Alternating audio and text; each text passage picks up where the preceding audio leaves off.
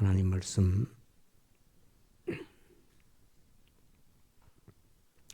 사사기 2장 7절, 사사기 2장 7절, 구약 362페이지. 사사기 2장 7절.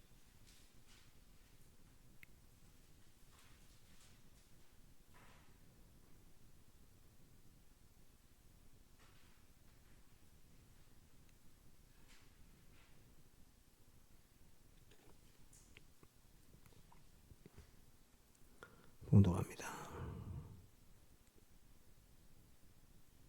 사사기 2장 7절. 백성이 여호수아에 사는 날 동안과 여호수아 뒤에 생존한 장로들 곧 여호와께서 이스라엘을 위하여 행하신 모든 큰 일을 본 자의 사는 날 동안에 여호와를 섬겼더라. 여호와의 종 눈의 아들 여호수아가 110세에 죽음에 무리가 그의 기업의 경내 에브라임 산지 가스산 북딥나 헤레스에 장사하였고 그 세대 사람도 다 그 일조에게로 돌아갔고 그 후에 일어난 다른 세대는 여호와를 알지 못하며 여호와께서 이스라엘을 위하여 행하신 일도 알지 못하였더라. 이스라엘 자손이 여호와의 목전에 악을 행하여 바알들을 섬기며 애굽 땅에서 그들을 인도하여 내신 그 열조의 하나님 여호와를 버리고 다른 신 곧 그 사방에 있는 백성의 신들을 쫓아 그들에게 절하여 여호와를 진노하시게 하였으되 곧 그들이 여호와를 버리고 바알과 아스다롯을 섬겼으므로 여호와께서 이스라엘에게 진노하사 노략하는 자의 손에 붙여 그들로 노략을 당케 하시며 또 사방 모든 대적의 손에 파심에 그들이 다시는 대적을 당치 못하였으며 그들이 어디를 가든지 여호와의 손이 그들에게 재앙을 내리심에 곧 여호와께서 말씀하신 것과 같고 여호와께서 그들에게 맹세하신 것과 같아서 그들의 괴로움이 심하였더라. 여호와께서 사사를 세우사 노력하는 자의 손에서 그들을 건져내게 하셨으나 그들이 그 사사도 청종치 아니하고 돌이켜 다른 신들을 음란하듯 쫓아 그들에게 절하고 여호와의 명령을 순종하던 그 열조의 행한 길로 속히 치우쳐 떠나서 그와 같이 행치 아니하였더라. 여호와께서 그들을 위하여 사사를 세우실 때에는 그 사사와 함께 하셨고 그 사사의 모든 날 동안에는 여호와께서 그들을 대적의 손에서 구원하셨으니 이는 그들이 대적에게 압박과 괴롭게 함을 받아 슬피 부르짖음으로 여호와께서 뜻을 돌이키셨음이오늘 그 사사가 죽은 후에는 그들이 돌이켜 그 열조보다 더욱 패괴하여 다른 신들을 쫓아 섬겨 그들에게 절하고 그 행위와 패역한 길을 그치지 아니하였으므로 여호와께서 이스라엘에게 진노하여 이르시되 이 백성이 내가 그 열조와 세운 언약을 어기고 나의 목소리를 청종치 아니하였은즉 나도 여호수아가 죽을 때에 남겨둔 열국을 다시는 그들의 앞에서 하나도 쫓아내지 아니하리니 이는 이스라엘이 그 열조에 지킨 것 같이 나 여호와의 도를 지켜 행하나 아니하나 그들로 시험하려 함이라 하시니라. 그 열국을 머물러 두사 속히 쫓아내지 아니하시며 여호수아의 손에 붙이지 아니하셨음이 이를 인함이었더라. 3장 1절. 여호와께서 가나안 전쟁을 알지 못한 이스라엘을 시험하려 하시며 이스라엘 자손의 세대 중에 아직 전쟁을 알지 못하는 자에게 그것을 가르쳐 알게 하려 하사 남겨두신 열국은 블레셋 다섯 방백과 가나안 모든 사람과 시돈 사람과 바알 헤르몬 산에서부터 하맛 입구까지 레바논 산에 거하는 히위 사람이라.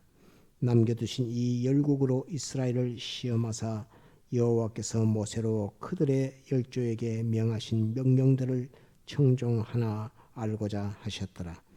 이스라엘 자손은 마침내 가나안 사람과 헷 사람과 아모리 사람과 브리스 사람과 히위 사람과 여부서 사람 사이에 거하여 그들의 딸들을 취하여 아내를 삼으며 자기 딸들을 그들의 아들에게 주며 또 그들의 신을 섬겼더라. 여기까지 보겠습니다. 노아 시대도 그렇고 오늘 이 사사 기술을 보면서 사사 시대도 그러하고 하나님의 아들들이 사람의 딸들의 아내를 취한 그 부분들을 아주 이렇게 하나님께서는 이 엄중히 보신다는 이것을 우리는 이 말씀들에서 볼 수 있습니다. 오전에 여러분들이 증거했는데 네피림은 하나님의 아들들하고 상관이 있습니까? 없습니까? 예? 하나님의 아들들하고 네피림하고는 아무 상관이 없습니다. 네피림은 사람의 아들, 사람의 딸, 곧 가인의 후손의 아들하고 가인의 후손 딸들하고 결혼해서 거기서 나온 것이 네피림입니다. 이걸 꼭 확정을 해놔야 됩니다. 그런데 거기에서 하나님의 아들들이 네필림보다 체격이 좋고 체력이 좋은 사람들보다 더 체력도 좋고 명철하고 똑똑한 사람을 만들어야 되겠다 해서 사람의 딸들을 취해서 하나님의 아들들이 곧 지력을 갖춘 하나님 주신 지혜와 총명을 가지고 있는 하나님의 아들들이 사람의 딸들을 취해서 용사가 출생했습니다. 용사들, 고대의 유명한 사람들이 막 출생하게 되는데 그 용사는 하나님의 아들들과 사람의 딸들의 결합이라 하는 이것을 꼭 기억을 해야 됩니다. 용사는 나왔지만 하나님은 진노하셨다 하는 이것을 우리는 꼭 기억해야 되고, 네피림은 사람의 아들과 사람의 딸, 곧 사람이라 하면 가인의 후손을 가리켜 말하는 것이라는 것을 알아야 되고, 하나님의 아들들이라면 셋의 후손이라는 것을 꼭 그걸 기억을 해야 됩니다. 그렇지 않으면 사람의 딸들은 뭐야? 그러면 하나님의 아들은 뭐 하늘에서 내려왔나? 이렇게 생각할 수 있지만 그게 아니고, 하나님이 기뻐 그 제사, 내가 죽어야 마땅히 죄값으로 죽어야 되는데 나 대신 양을 잡아서 하나님 앞에 제사를 지냅니다 하고 아벨이 그 제사를 지냄으로 하나님의 아들이 되었습니다. 하나님의 아들 된 그 계통을 가리켜서 하나님의 아들들이라고, 셋의 후손들 아들들이라고 하고, 그 하나님의 아들을 들여서 쳐서 죽였던 살인자 가인, 그걸 사람의 아들, 그 후손을 사람의 아들, 사람의 딸 이렇게 한다는, 이거는 저는 그렇게 믿는 것인데 이 틀리질 않습니다. 그렇게 안 보면 성경 해석 자체가 안 되니까 그렇게 보고 성경 해석하면 네피림도 정확하게 알 수 있고 용사도 정확하게 알 수 있게 됩니다. 그러면 자, 네피림이 우월합니까? 용사가 우월합니까? 용사가 우월합니다. 그 성경 보고 확정을 지어야 됩니다. 네피림이 우월한 것 같아도 네피림보다 용사가 더 우월하다는 것은 곧 하나님의 아들들이 자기의 계획, 자기의 미래, 자기의 후손을 계획해서 사람의 딸들을 취해서 자녀를 낳는데, 그것이 사람의 딸, 사람과 사람으로 나온 곧 불신자들, 불택자들에게서 나온 그 사람들보다 택자들, 하나님의 아들들, 곧 예수 믿는 사람들의 후손들이 더 뛰어나더라 하는 그 말입니다. 지혜도 있고 총명도 있고 체력도 있고 다 갖춘 그런 것이 되더라 하는 그 말씀이 오늘 오전에 배웠던 말씀입니다. 그거를 꼭 잊어먹지 말고 그 원칙을 잘 가지도록 그래야 되겠습니다. 오늘 그 사사기 2장에서 볼 때에, 사사기 2장은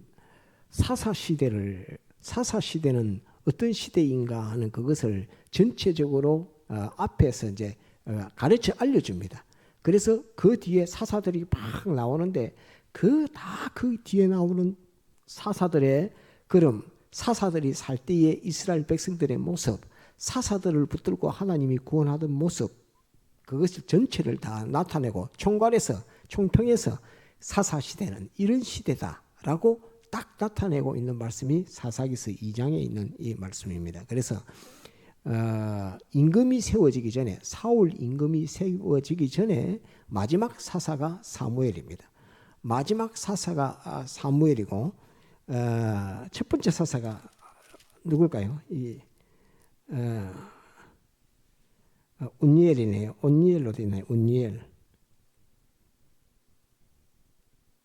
운니엘이라고 합니까? 운니엘이라고 합니까? 저는 운니엘로 이때까지 계속 읽었는데 운니엘이 첫 번째 사사의 메소포타미아 왕 구산리사다임의 손에서 구원한 운니엘입니까? 뭐라고 되어 있습니까? 온니엘입니까? 저는 글자체가 이게 명조체인가 이래서 온니엘인지 운니엘인지 조금 그래도 이 온니엘로 그렇게 봅시다. 온니엘. 고딕이라 보면 더 좀 명확하게 알 수 있는데 그 다음에 한 가지 더 이제 오늘 이 말 성경을 보면서 성경은 내용 그대로 보면 어려운 것이 아무것도 없습니다. 아무것도 없는데 19절 한번 봅시다. 19절. 그 사사가 죽은 후에는 그들이 돌이켜 그 열조보다 더욱 폐괴하여 다른 신들을 쫓아 섬겨 그들에게 절하고 이렇게 되어 있습니다. 여기에도 폐괴라는 말이 나오는데 여러분들은 한자 성경을 안 보니까 모르지만은 똑같이 한글로 되어 있으니까 제 성경은 한자 성경인데 한자 성경에는 한자가 다릅니다. 한글로는 다 훈으로는 다 폐괴인데 노아 시대의 그 창세기 6장의 폐괴는 그슬을 배자에 허물어뜨릴 괴자입니다. 그런데 여기에서 나오는 폐괴는 그슬을 배자에 배반할 괴자입니다. 배반할 괴자. 그래서 노아 시대 오전에 배웠던 폐괴와 사사기서에 기록된 폐괴는 뜻이 다릅니다. 사사기서에 기록된 폐괴는 거스르고 배반한다는 뜻입니다. 거스르고 배반한다는 뜻의 폐괴고 창세기서 6장에 나오는 그 폐괴는 거스리고 하나님의 구원을 허물어뜨린다는 폐괴입니다. 하나님을 거스리고 하나님의 구원 역사를 허문다 하는 그 폐괴고 이 사사기서에 나오는 폐괴는 거스르고 배반한다는 뜻의 그 폐괴입니다. 그래서 배반할 괴자입니다. 그래서 이 더욱 폐괴하여 다른 신들을 쫓아 섬겨 하는 것은 하나님을 거스르고 배반해서 다른 신들을 섬겼다 하는 그 말을 가리켜서 폐괴라 이렇게 되어 있습니다. 그 뜻이 다르다는 것을 여러분들이 알고 여러분들에게 한자가 다르기 때문에 여러분들에게 이 뜻이 다르다 하는 것을 여러분들에게 알려드립니다. 자, 이제 사사기서에 주시면서 사사 시대를 보면서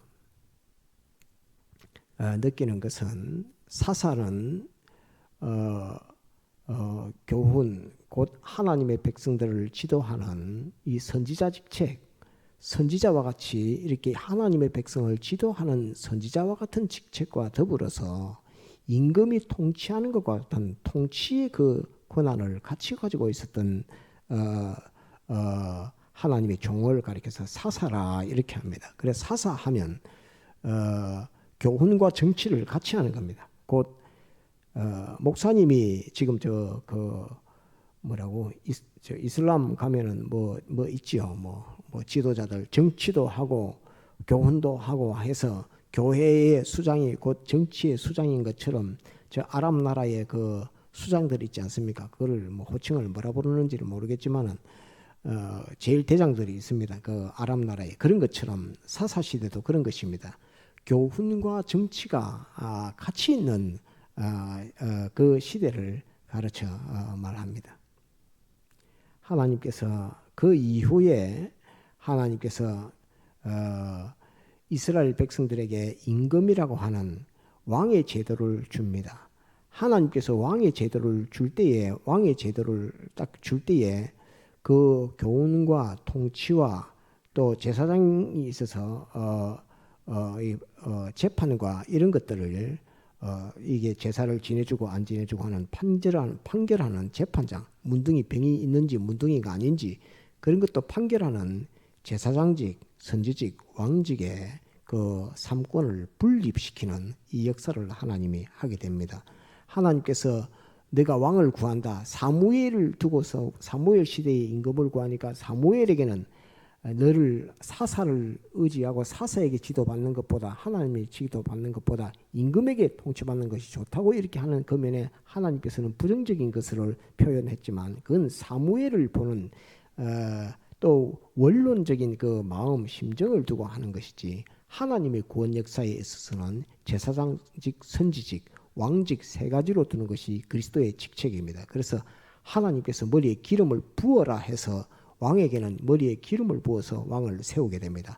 제사장도 머리에 기름을 부어서 세우게 되고 선지자도 머리에 기름을 부어서 세우게 되고 왕도 머리에 기름을 부어서 세우게 되는 그리스도의 직, 삼직, 머리에 기름 부어서 세우는 삼직을 하나님께서 제도를 만듭니다. 그것이 사울 임금 시대부터 있는데 그 시대 전에는 그 시대 전에는 사사 시대는 정치와 교훈을 한 사람이 사사가 다 하는 이것이 또 판결도 사사가 다 하는 그런 시대가 있었다 하는 것을 우리는 그냥 선지자는 교훈만 했지만은 모세가 선지자로서 그들을 이스라엘 백성들을 인도하고 통치를 장로들이 통치하는 그 시대가 있었지만은 지도하고 하는 장로들이 시대가 있었지만은 이제 좀 바뀌어서 이스라엘 백성들이 정치와 교훈 그것을 한 사람이 하는 사사 시대가 있었다 하는 것을 우리에게 알려주고 있습니다.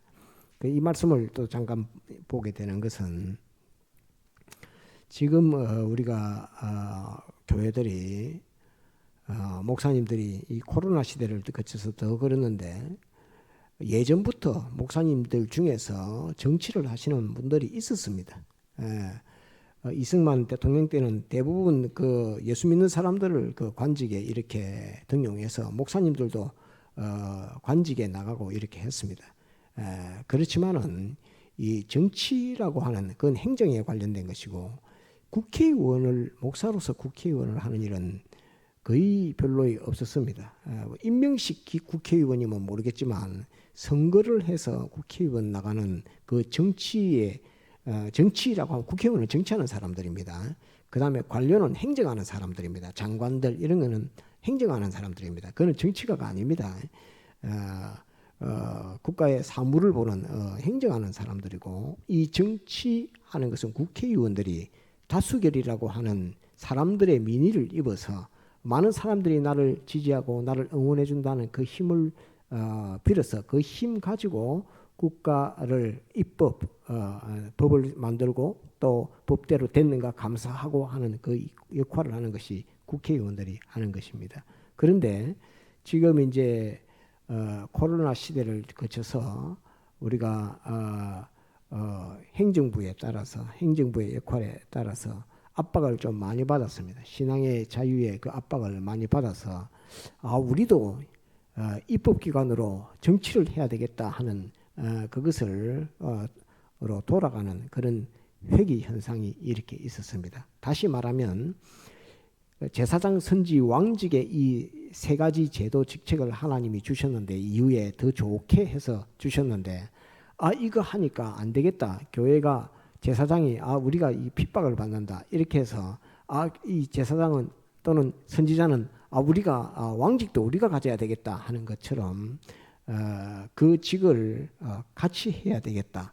우리가 핍박을 받으니까 우리가 정치 권력을 가져야 되겠다라고 하는 그것이 생겨났습니다. 생겨나서 지금도 여러 목사님 중에 정치 권력을 가져야 교회가 핍박을 안 받겠다 이렇게 생각하고 그것을 향해서 나아가는 목사님들도 많이 있습니다. 그것은 이 제사장 선지 왕직을 갖추고 있는 왕정 시대에서 거꾸로 돌아가서 사사 시대로 거꾸로 돌아가는 그런 거하고 비슷한 것입니다. 곧 한 사람이 정치와 교훈, 곧 정치라면 교회 정치와 세상 세속 정치 그 다를 다 가지겠다고 하는데 그 세상 정치와 그걸 다 가졌던 최고의 권력자가 부패한 기독교에서 누구였냐면 교황이었습니다.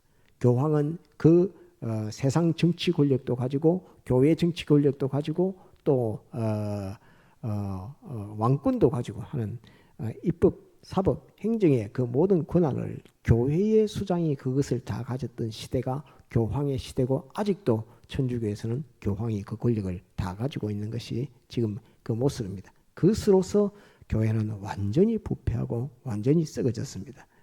물론 그 권력을 가지니까 교회가 핍박받는 것이 아니라 세상 위에 군림하는 교회가 됐습니다.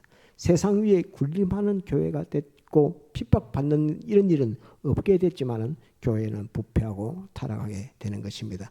교회 속에는 권력만 존재하고 하나님의 말씀, 하나님의 진리, 영감은 사라지고 교회 권력만 존재하게 되는 것으로서 부패하고 타락하게 되는 것입니다.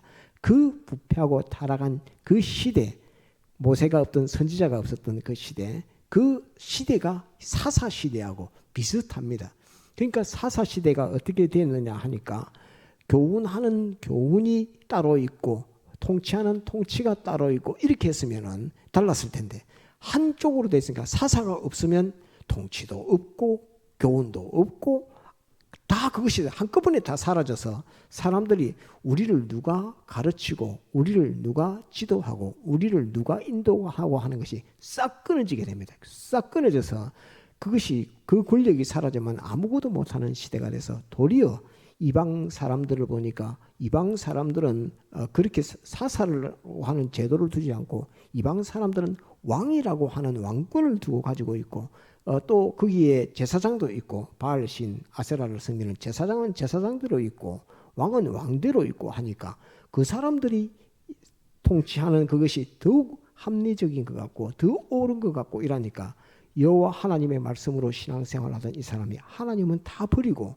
그 더 발전된 정치체제, 더 발전된 교회체제, 이것이 거기에 있다라고 생각하려고 거기에서 그걸로 마음이 확 쏠려가지고 사사가 없는 시대가 되면은 더욱 암흑의 시대가 되고 더욱 우상이 창궐하고 만연한 시대가 되어지는 그것이 이 사사시대였습니다. 그래서 사사시대는 빛의 시대가 아니고 어둠의 시대이며 혼돈의 시대였습니다. 혼돈의 시대. 그래서 갈 바를 알지 못하고 사사가 있으면 바른 길을 가고 사사가 없으면 하나님이 누구인지 여호와가 누구인지도 알지 못할 만큼 깜깜 어두워지는 시대가 이 사사시대였다 하는 것을 사사기 2장에 기록해 주시면서 사사시대는 이런 시대라고 하면서 쭉 말씀해 주고 있습니다. 그러면 이 사사시대를 우리가 보면서 우리가 지금 신앙생활하고 신앙 걸음을 걸어가는 이것은 그러면 우리는 어떤 신앙의 모습 가운데 있는가?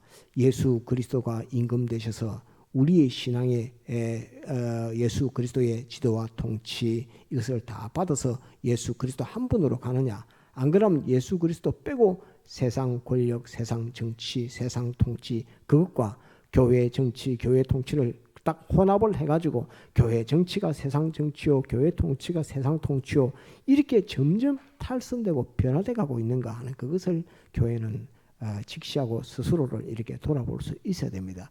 그래야 부패하고 타락되고 탈선되는 거기에서 빠지지 않고 진리의 인도를 따라서 주님이 목표를 정해주신 그 길을 향해서 쭉 갈 수 있지. 안 그러면 세상에 휘둘리고 정치에 휘둘리고 권력에 휘둘리고 그것을 극복하려고 권력을 가지려고 그러고 세상을 가지려고 하고 세상 위에 군림하려고 하고 하는 여기에서부터 교회는 부패되고 타락하게 된다. 더불어 하나님을 잃어버리고 여호와도 알지 못함 같이 예수 그리스도를 알지 못하게 된다 하는 그것을 알아야 합니다. 예수 그리스도를 알지 못한다는 말은 죄를 알지 못하게 된다는 말이 되고 예수 그리스도를 알지 못한다고 하는 말은 하나님이 인정하시는 의를 알지 못한다는 말과 같은 말이고 예수 그리스도를 알지 못한다는 말은 하나님을 알지 못한다는 말과 같은 말입니다. 예수 그리스도를 알지 못한다는 말은 진리를 알지 못한다는 말이 되고 예수 그리스도를 알지 못한다는 말은 내게 영감 주시는 그 빛의 영감 그것을 받지 못한다 하는 것과 같은 말입니다. 그래서 사사시대와 같이 그렇게 어둠에 빠져서는 안 된다 하는 것이고 돌아볼 때에 우리가 지금 한국 교회가 또는 세계 교회가 다 뭘 향해서 가고 있는가를 가만히 보면은 이 세상 정치 권력에 올라타서 교회가 생명력을 유지하려고 그러고 교회가 성공이라는 이름을 가지려고 하고 또 교회가 권력을 가져서 세상 위에 올라앉으려고 하는 그 역사를 지금 하고 있는 것 아닌가 하는 그것을 이렇게 생각할 때에 지금 교회들이 앞으로 나가고 있는 모습이 영원무궁 하늘의 소망이 아니라 세상 권력, 세상 중심, 세상 위에 올라서는 그 일을 위해서 분주, 분망, 분투 노력하고 있지만은 그 모습이 하나님이 기뻐하시는 모습이 아니라 하는 하나님 구속하신 주님과는 아무 상관없는 그 일들이라 하는 그것을 잠깐 생각하면서 오늘 이 말씀을 봤습니다. 여호수아가 마지막에는 유언할 때에 너희가 여호와를 섬기겠느냐? 너희가 안 섬기려고 하면 아세라를 따라가고 바알을 따라가라. 나와 내 집은 여호와를 섬기겠다라고 이렇게 오늘 새벽의 말씀처럼 여호수아가 그렇게 공포를 하니까 모든 이스라엘 백성들 장로들이 우리도 여호와를 섬기겠다고 우리가 결단코 여호와를 배반하지 않겠다고 이렇게 했는데 그 시대 여호수아도 오늘 죽었고 그 시대의 장로들도 다 죽었습니다. 다 죽고 났는데 어떻게 그 밑에 후배된 그 자손된 사람들이 왜 여호와를 알지 못했을까? 그 사람들이 다 죽고 나니까 신앙이 왜 거기서 다 끊어져 가지고 신앙이 계대되지 못하고 후손들에게서 여호와가 누구 이렇게 말할 정도로 여호와 하나님에 대해서 알지 못하는 시대가 막바로 알지 못하는 시대가 되었을까?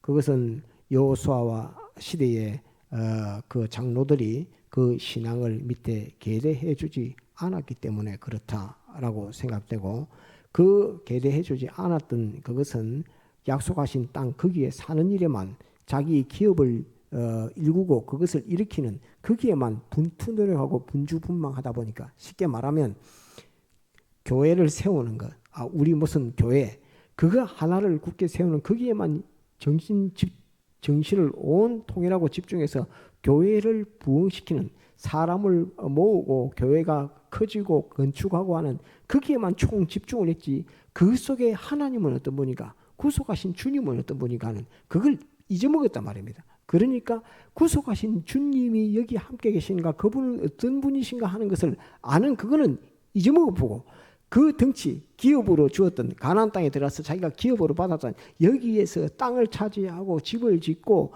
울타리를 치고 여기서 밭을 일구고 여기에서 양을 기르고 하는 그 일에다가 막 온 집중 다 쏟아붓다 보니까 어느덧 하나님은 잃어버렸고 여호와는 그들의 정신 속에서 완전히 사라지게 된 것입니다. 이것이 사사시대입니다. 사사시대에 사사가 없을 때 아무도 여호와를 알지 못합니다. 하나님이 주신 기업이다. 하나님이 조상들에게 주신 우리 조상들이 전쟁에서 우리에게 남겨준 유산이다 하는 것으로서 자기에게 맡겨준 밭, 자기가 차지했던 뺏었던 이방인에게서 뺏었던 집, 성 그런 것만을 집중적으로 관리하고 내가 여기서 살아야 된다는 거기에 목표를 두고서 그것을 건설하는 데만 집중했지 거기에 속에 있는 여호와 하나님을 붙들고 여호와 하나님을 찾는 그 일을 하지 못했고 또 거기에 장로들 거기에 앞선 자들은 전부 세상 정치 권력이라고 하는 그것으로 다 나갔기 때문에 사사시대는 완전한 어둠의 시대였다 하는 것을 우리는 이 성경에서 볼 수 있습니다. 종교개혁 시대 이후에 천주교 시대만 천주교가 통치했던 그 시대만 어둠의 시대가 아니고 이 사사시대에도 완전한 어둠의 시대였다 하는 그것을 우리는 볼 수 있습니다. 그럴 때에 하나님께서 이스라엘 백성들이 부르짖으면 우리를 여기서 이 공경에서 구원해 주세요 하고 막 부르짖으면 하나님께서 사사를 하나 세워서 그들을 구원하는 역사를 하고 또 바알들이 막 그 우상 섬긴다고 좀 형편이 좋아지니까 우상 섬기고 하면 하나님께서 사사도 끊어부고 그러면 또 다른 나라의 침략을 받아서 종이 돼가지고 막 조공을 바치고 하는 그런 일들을 했던 것이 사사시대입니다. 그래서 이 역사 전체적으로 봤을 때 오늘의 우리도 어떤 신앙 생활을 해야 되는가 할 때에 예수님의 십자가 사활의 대속과 진리와 영감을 알고 그것을 깨달아서 믿음으로 순종하는 이 걸음이 제일 문제고 그 제일 먼저 돼야 되고 그 다음에 하나님께서 교회를 일구어 주시든지 교인을 불쾌해 주시든지 그 하나님의 구원 역사에 동참하는 그 일이 있어야 되지. 주님 잊어먹고 다 일궈 놔봐야 아무 소용 없습니다. 주님 빠지고 부감교회가 1000명의 교회가 된다 해도 주님이 없고 진리가 없고 영감이 없는 교회가 된다면 이거는 사사시대보다도 더 어둠의 시대가 되는 그런 것이라는 것을 우리는 신앙이 무엇인가 해서 굳게 이 확정을 짓고 신앙생활을 해야 됩니다. 그래서 주님 빠지는 건 아무것도 안 된다. 주님 모시고 주님이 가르쳐 주신 진리 가지고 또 하나님의 성령을 통해서 주님께서 말씀하시는 영감을 내 양심을 통해서 붙들고 그래서 영감과 진리의 인도를 따라서 우리 신앙걸음을 걸어가고 그 속에서 주님의 십자가 대속을 항상 생각하고 나에게 이런 힘들어서 사죄를 줬다. 나에게 이렇게 힘들어서 나를 의롭게 해서 하나님의 심판을 통과하게 했다. 나를 하나님의 아들 삼아주셨다. 나 같은 자를 우리들을 이렇게 하나님께서 사랑해서 이 구원해 주셨다는 거기에 이르지 못하고 그거는 싹 다 빼버리고 교회 권력, 세상 권력 그것만 교회에 가득 차봐야 그것은 사사시대와 같은 어둠이며 천주교와 같은 그러한 불의한 교권이 교회를 통치하고 세상 위에 군림하려고 하는 그것으로 가득 차는 그런 어두움으로 맞닥치게 된다 하는 그것을 또 생각할 때에 이 사사시대의 그 어두움이 오늘의 한국교회의 정통이라고 하고 보수라고 하는 그 한국교회에 전부 다 꽉 차서 사사시대의 어두움과 같은 어두움으로 다 이렇게 어두워지고 있지 않는가 하는 그것들을 여러 면에서 보면서 이것도 한번 일깨워서 새겨야 되겠다. 사사시대는 빛의 시대가 아니고 어둠의 시대였다. 한번 따릅시다. 사사시대는 빛의 시대가 아니요 어둠의 시대였다. 다시 어둠의 시대였다 하는 이것을 꼭 기억을 해서 성경에 많은 사사들이 계속해서 쭉 나옵니다. 나오지만은 그것이 빛이 없었기 때문에 하나님이 드문드문 주는 빛이었고 그것이 전체적으로 이스라엘 백성들이 다 빛 가운데 머물게 되는 예수 그리스도 여호와 하나님으로 충만해지는 그런 역사는 있지를 못했다 하는 것을 알고 도리어 임금이 생길 때 분립될 때에 선지자는 하나님의 뜻을 증거하는 그 일에 열심히 했고 제사장은 하나님 앞에 제사 드리는 일을 열심히 했고 임금은 하나님의 뜻대로의 하나님이 통치하시는 그 통치를 받아서 백성들을 통치하는 그 일들을 열심히 하고 거기에서 빗나가면 왕이 바알 섬기고 왕이 악을 행하면 선지자가 거기서 왕이 잘못했습니다 라고 할 수 있고 제사장도 왕은 그렇게 하지 마십시오 라고 할 수도 있는 그런 시대가 도리어 더 빛의 시대였고 사사시대에는 한 사람의 그것이 다 매있다 보니까 그것이 빛의 시대가 되지 못했고 어둠의 시대가 되었었다 하는 이것을 우리는 사사기에서 오늘 처음 보면서 알 수 있도록 이렇게 해야 됩니다. 그러니까 또 중요한 것은 그것을 그런 시대를 사사 어둠 시대를 하나님이 주시고 이방인들을 곧 세상을 가지고 시험하는 이 시험 역사는 여호와께서 하셨다는 겁니다. 너희가 나를 아나 모르나 너희가 나를 의지하나 안 의지하나 너희가 나를 믿나 안 믿나 하는 것을 가지고 이방인들로 시험하게 됐다 하는 이것을 하나 우리가 알아야 됩니다. 달리 말하면 우리가 공산주의에게 시험을 받던 외국에게 전쟁을 해서 시험을 받던 어떤 그런 형편이 있어도 우리가 이렇게 교회가 정치 권력, 세상 권력 그것을 가지려고 그것을 나가면 하나님 빼고 여호와 빼고 또 우리 속에 구속하신 주님 빼고 그것으로 나가면은 하나님께서 네가 나를 아나 모르나 네가 바른 길을 아나 모르나 하는 것으로서 세상을 들어서 교회를 시험하는 환란이라고 하는 그 역사를 하나님이 역사하신다 하는 이것을 꼭 알아야 합니다. 곧 환란이라고 하는 것은 밝을 때 비칠 때에 환란이 생기는 것이 아니고 어두울 때에 하나님께서 환란을 주시는데 어두울 때 환란을 주시는 이유는 네가 바른 길을 가나 못 가나 하나님도 아시고 자기도 알게 하기 위해서 하나님께서 환란을 주시는 겁니다. 환란을 주시는 이유는 하나님은 시험을 안 줘도 다 압니다. 환란을 안 줘도 아는데 그래도 확정짓는 것으로서 네가 나를 아나 모르나 나에게 순종하나 순종하지 않나 하는 그것을 하나님 자신도 명백히 하고 그 사람들도 하여금 오늘에 말하면 오늘의 교회도 그것을 명백히 하게 하기 위해서 하나님께서 환란이라고 하는 것을 주십니다. 곧 우리가 평안한 시대를 거쳐서 교회들이 한국 교회가 주님 교회는 커지고 대형 교회가 되었지만은 그 대형 교회가 되는 오늘 창세기에서 그 네필림 나오는 시대처럼 용사들이 고대의 유명한 용사들이 생겨지니까 교회가 10만 명, 100만 명의 교회가 생겨지는 그런 역사가 있었지만은 인간의 자기의 마음의 계획 이런 것 가지고 어떻게 해야지 교회가 부흥된다는 거 그거 다 했지만은 그거 가지고 노아 홍수 심판이라고 하는 큰 환란을 받은 것처럼 사사 시대도 그러하는 것처럼 하나님과 하나님의 말씀 곧 진리 오늘 이 폐괴라고 하는 하나님 배반하고 하나님 거스리고 하나님 배반하는 이런 역사로 바르게 돌아갈 수 있는 그 신앙이 될 때에 하나님께서는 환란으로 치시는데 우리나라에도 얼마 전에도 코로나 가지고 교회들 예배 보지 말라고 하는 것으로 한번 쳤습니다. 한번 쳐보니까 큰 10만 명 교회든 10,000명 교회든 1,000명 교회든 뭐 거기에서 자유하는 교회가 별로 없었습니다. 별로 없었던 그것은 봐라. 하나님께서 니도 니를 봐라. 나도 너를 보니까 너가 코로나의 환란을 이길 만한 교회가 못 된다 하는 것을 하나님께서 확정을 짓고 그 다음에 본인들 교회에서도 그것을 알게 되고 이렇게 하는데 교회들은 그러면 하나님 앞으로 회개로 돌아가야 되는데 회개로 돌아가 하나님 앞으로 돌아가는 것이 아니라 주님 앞에 가는 것이 아니라 우리가 이거 세상 권력을 가지지 못해서 세상 권력에게 짓밟혀서 박해를 받아서 그렇다 해서 교회가 세상 권력을 가져야 되겠다고 하고 그쪽으로 나가는 방향을 틀면 하나님은 더욱 진노하신다는 이것을 꼭 우리는 알아야 합니다. 이것을 어두워서 보지를 못해서 그렇지 그 세상 권력을 향해서 나아가고 세상 권력을 이용해서 무엇을 하려고 하고 이러면 하나님은 진노하시는 하나님이라는 이것을 꼭 알아야 됩니다. 그런 시대가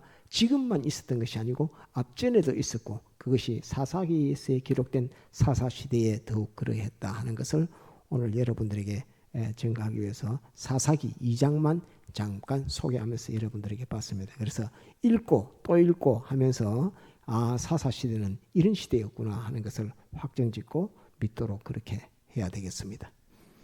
다 같이 통성으로 기도하시겠습니다.